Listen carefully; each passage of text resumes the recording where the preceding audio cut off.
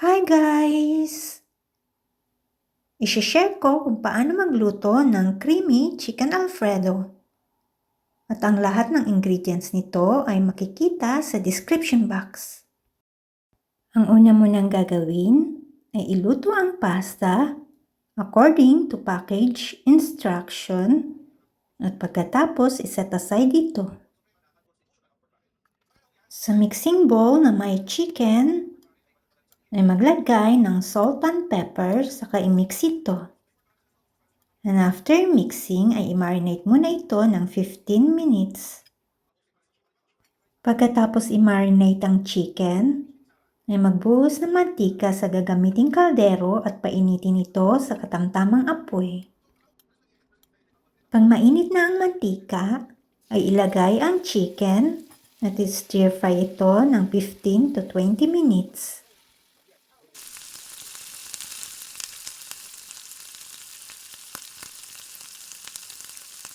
After frying, ay ilagay ang unsalted butter at i-melt ito. Pagkatunaw ng butter, ay nagdagdag po ako ng konting mantika. Maglagay lamang kung kinakailangan. Ilagay ang bawang at igisa hanggang maging light brown.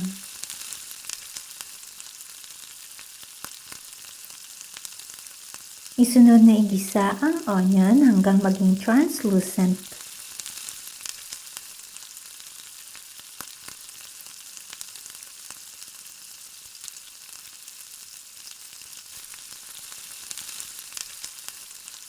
Ilagay ang mushroom at igisa ng 7 hanggang 10 minuto.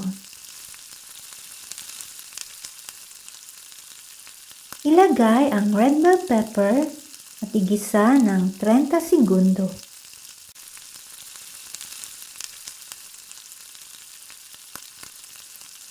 Ang isunod na ilagay ay ang Alfredo sauce.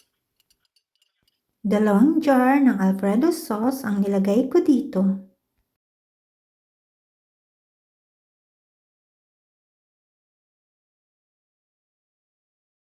Ilagay na rin ang heavy cream o pwedeng gumamit ng all-purpose cream. Bago ilagay ang mga pampalasa ay i-mix muna ito.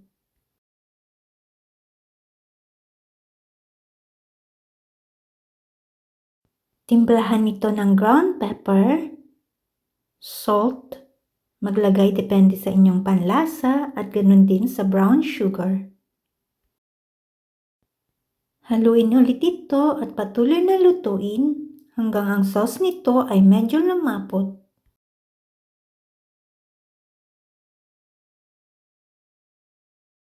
Bago ilagay ang cooked pasta, ay i-turn off ang heat.